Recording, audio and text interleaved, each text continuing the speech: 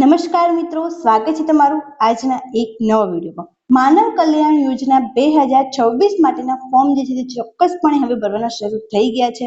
તો તમે જે છે તમારા ઘર ઉપયોગી વસ્તુ જે કે દૂધ દહીં વેચનાર માટેનું, ભરતકામ માટેનું, બ્યુટી પાર્લર માટેનું, પાપડ બનાવટ માટેનું, વાહન સર્વિસિંગ અને રિપેરિંગ માટે, પ્લમ્બરિંગ માટે, સેન્ટિંગ કામ માટે, ઇલેક્ટ્રોનિક એપ્લાયન્સ રિપેરિંગ માટે અને સાથે સાથે સંચારની યોજનાની અંદર જે છે તે શરૂ થઈ ગઈ છે.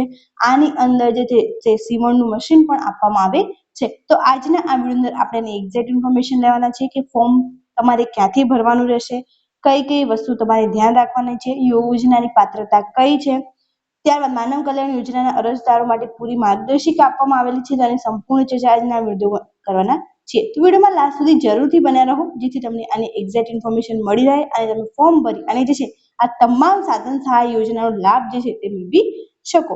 તો હવે શરૂ કરીએ આજનો આ વિડીયો. સૌ પ્રથમ તમારે ekutir.gujarat.government.in ની વેબસાઇટ પર પહોંચી જવાનું છે. ત્યારબાદ તમે અહીંયા માનવ કલ્યાણ યોજના વિશેની માહિતી જોઈ રહ્યા હશો. તો સૌથી પહેલા તમે અહીંયા ક્લિક કરશો તો ત્યાં તમને જોવા મળશે commissioner of cottage and rural industries. ત્યાં ક્લિક કરી લેવાનું છે. એટલે તમને અહીંયા જે પણ ઓપન અત્યારે સ્કીમ્સ છે એની તમને માહિતી મળી રહેશે. અહીંયા તમે માનવ કલ્યાણ યોજનાની માહિતી જોઈ શકતા હશો, જેનું એપ્લિકેશન સ્ટેટસ તો એપ્લાય ઓનલાઈન જે છે તે ઓપન છે, મતલબ આના માટે ફોર્મ ભરવાના જે છે અત્યારે શરૂ છે. ત્યારબાદ અહીંયા ક્વેશ્ચન આન્સર પણ આપેલા છે. તો સૌથી પહેલા આપણે માનવ કલ્યાણ યોજના ઉપર ક્લિક કરી લઈશું જેથી માનવ કલ્યાણ યોજનાની તમામ માહિતી તમને મળી જશે. અહીંયા તમે યોજનાનું નામ જોઈ શકો છો, માનવ કલ્યાણ યોજના. યોજનાની પાત્રતા શું છે તો ઉંમર તમારી 18 થી 60 વર્ષ સુધીની હોવી જોઈએ તો તમે આના માટે એલિજિબલ થશો. 2. ગ્રામ્ય વિસ્તારના લાભાર્થીઓ માટે જિલ્લા ગ્રામ્ય વિકાસ વિભાગની ગરીબી રેખાની યાદીમાં સમાવેશ થયેલ હોવો ફરજિયાત છે. 0 થી 16 નો સ્કોર ધરાવતા લાભાર્થીઓ આવકનો દાખલો રજૂ કરવાનો રહેતો નથી. જેમને 0 થી 16 નો સ્કોર હોય એમને આવકનો દાખલો રજૂ કરવાનો રહેશે નહીં. અરજદારની કુટુંબ વાર્ષિક આવક જે છે 6 લાખ સુધી હોવી જોઈએ. તે અંગેનો તાલુકા મામલતદાર અથવા નગરપાલિકા ચીફ ઓફિસર અથવા મહાનગરોમાં મહાનગરપાલિકાના અધિકૃત અધિકારીનો આવકનો દાખલો રજૂ કરવાનો રહેશે. મતલબ અહીંયા તમારે આવકનો દાખલો સિમ્પલી જે છે તે રજૂ કરવાનું કહે છે, તો તમારે તે રજૂ કરી દેવાનું રહેશે. ત્યારબાદ માનવ કલ્યાણ યોજના અરજદાર માટેની સંપૂર્ણ માર્ગદર્શિકા આપેલી છે. તો આપ અરજી ઈ-કુટીર પોર્ટલ પર કરી શકો છો અને આપ સરકારશ્રીના તારીખ 1/7/24 ના ઠરાવ અન્વયે ટ્રેડમાં અરજી કરી શકો છો. હવે આપના ગામમાં વીસી દ્વારા પણ આપને અરજી ઓનલાઈન વિના મૂલ્યે ભરી આપવામાં આવશે. જે ગામના વીસી હોય એ પણ જે ફ્રીમાં અરજી આપ ભરી આપશે. જો તમને ના ફાવે તો આપે ઓનલાઈન અરજી કરતી વખતે જરૂરી તમામ ડોક્યુમેન્ટ્સ ઓનલાઈન જ અપલોડ કરવાના રહેશે. બધા ડોક્યુમેન્ટ તમારે સ્કેન કરી અને આ વેબસાઇટ પર અપલોડ કરવાના રહેશે. આપે અરજી કરતી વખતે ઈ શ્રમ કાર્ડ નંબર અને ડોક્યુમેન્ટ અપલોડ કરવાનું રહેશે. જો ઈ શ્રમ કાર્ડ ન હોય તો ઓનલાઈન ફોર્મમાં આપેલ લિંક ઓપન કરી ઈ શ્રમ કાર્ડ મેળવો, તેની વિગતો અપલોડ કરી અરજી સબમિટ કરવાની રહેશે. તમારે આના માટે ઈ શ્રમ કાર્ડની પણ જરૂર પડશે. આપે પોર્ટલ પર જાતિ પસંદ કરવાની રહેશે, તેનું પ્રમાણપત્ર અપલોડ કરવાનું રહેશે. વધુમાં અનુસૂચિત જાતિ પૈકી અતિ પછાત વર્ગની 12 જાતિઓ માટે તેમજ સામાજિક અને શૈક્ષણિક પછાત વર્ગ એટલે ઈડબ્લ્યુએસ, અતિ પછાત તેમજ વિચલિત અને વિમુખ જાતિના માટે કોઈ આવક મર્યાદા લાગુ પડશે નહીં. તેમજ આ જાતિ ધરાવતા અરજદારે માત્ર જાતિ પ્રમાણપત્ર અપલોડ કરવાનું રહેશે. તેઓએ આવકનો દાખલો રજૂ કરવાનો રહેશે નહીં. મતલબ ઈડબ્લ્યુએસ હોય તો ઈડબ્લ્યુએસ નું સર્ટિફિકેટ, એસસી એસટી હોય તો એનું સર્ટિફિકેટ. આ સિવાયની તમામ જાતિઓએ લાભાર્થીનું 6 લાખ સુધીની આવક પ્રમાણપત્ર અપલોડ કરવાનું રહેશે. આપે અરજી સબમિટ કરવાની રહેશે. જ્યાં સુધી આપ અરજી સબમિટ નહીં કરો ત્યાં સુધી અરજી આપના લોગિનમાં ડ્રાફ્ટ તરીકે સેવ રહેશે. મતલબ ફાઇનલ સબમિટ કરવાનું રહેશે.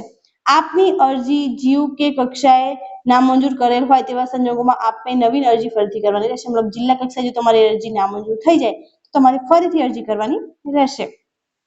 આપ પોતાની અરજી સ્થિતિની જાણકારી આપના લોગિન એપ્લિકેશન સ્ટેટસથી જોઈ શકો છો. જે પ્રમાણે આપણે સ્કોલરશિપનું સ્ટેટસ જોઈએ છે એ જ પ્રમાણે આનું સ્ટેટસ જોવાનું રહેશે. જિલ્લા ઉદ્યોગ કેન્દ્ર દ્વારા ઓનલાઈન ડ્રો જિલ્લા કક્ષાની સમિતિ સક્ષમ રજૂ કરવામાં આવશે અને ઓનલાઈન સિસ્ટમથી ડ્રો કરી લાભાર્થીઓની પસંદગી કરવામાં આવશે. આપને તાલીમ જરૂરિયાત હોય તો ફોર્મ ભરતી વખતે પોર્ટલ પર આપ તાલીમની વિકલ્પ જે છે તે પસંદ કરી શકો છો. આપની અરજી ટૂલકિટ માટે મંજૂર થયેલ કિંમત સાથેનું ઈ વાઉચર જે જનરેટ થશે અને તેની આપે અરજી સમયે મોબાઈલ નંબર ઉપર SMS દ્વારા જાણ કરવામાં આવશે. જે વાઉચર આપના લોગિનમાંથી ડાઉનલોડ કરી શકશો. આપનું ઈ વાઉચર આપે સાચવીને રાખવાનું રહેશે આપે ઈ વાઉચર તથા ઓટીપી માન્ય ડીલરની જ આપવાની રહેશે, અન્ય કોઈ પણ ડીલર, વેપારી કે વ્યક્તિને આપવાનું રહેશે નહીં.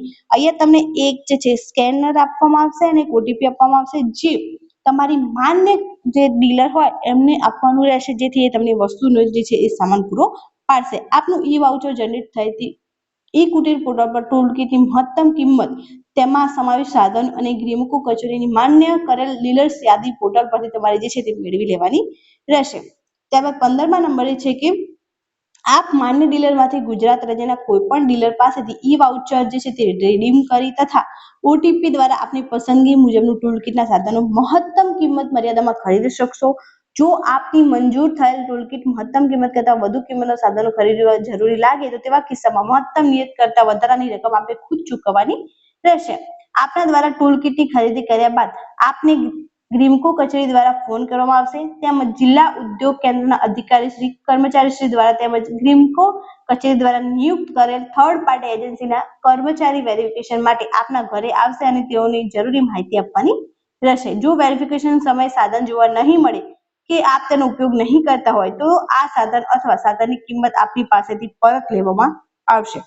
જો આપ દ્વારા વેરિફિકેશન દરમિયાન સરકારી સહાયનો દુરુપયોગ કર્યો માલુમ પડે તો તેવા કિસ્સામાં આપ સહાયની રકમ પરત કરવાની રહેશે અને આપ ભવિષ્યમાં સરકારશ્રીની અન્ય યોજનાનો લાભ મેળવવાના હકદાર રહેતા નથી. મતલબ તમારી જે વસ્તુ જરૂરી હોય એ જ વસ્તુ લો.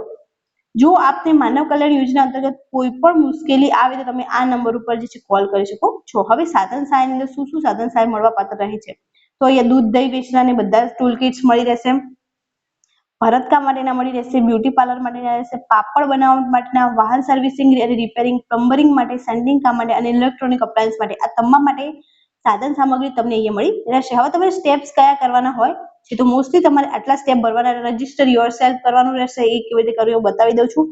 ત્યારબાદ લોગિન અને પ્રોફાઇલ અપડેટ આવી જશે, અપ્લાય ફોર સ્કીમ આવી જશે, સબમિટ યોર એપ્લિકેશન. તો સૌથી પહેલા તમારે જે છે તે અહીંયા યુઝર આઈડી, જો તમે લોગિન કરી રહ્યા હોય તો તમારે લોગિન કરવાનું રહેશે, અને જો તમે નવું રજીસ્ટ્રેશન કરી રહ્યા છો, મોસ્ટલી નવા રજીસ્ટ્રેશન વાળા હશે તો એમને અહીંયા જે છે રજીસ્ટ્રેશન કરવાનું રહેશે. એ ક્લિક હિયરમાં ક્લિક કરશો એટલે નવું રજીસ્ટ્રેશન તમારું ઓટોમેટિક ઓપન થઈ જશે. અને ત્યારબાદ જે છે એ ત્યાં બધી પ્રોસેસ કરી તમારી પાસવર્ડ જનરેટ થઈ જાય પછી યુઝર આઈડી તમારે અહીંયા ફરીથી નાખવાની રહેશે, જે તમને SMS દ્વારા આપવામાં આવશે, અને પાસવર્ડ તમે જે જનરેટ કર્યો હોય એ અહીંયા નાખવાનું રહેશે. પાસવર્ડ મોસ્ટલી 8 કેરેક્ટરનો બનાવવાનો હોય છે, જેમાં તમારા નામ આવી જવું, મતલબ વર્ડ્સ આવી જવા જોઈએ, 1 થી 10 ની અંદર કોઈ પણ નંબર આવી જવો જોઈએ, અને @ જેવા કોઈ સ્પેશિયલ કેરેક્ટર જે છે તે આવવા જોઈએ. તો આ પ્રકારે તમારે એક પાસવર્ડ બનાવી દેવાનો રહેશે, અને એ બધું નાખી પછી કેપ્ચા કોડ નાખી અને તમે લોગિન કરી શકો છો. ત્યાં તમને માનવ કલ્યાણ યોજનાની સ્કીમ જોવા મળશે.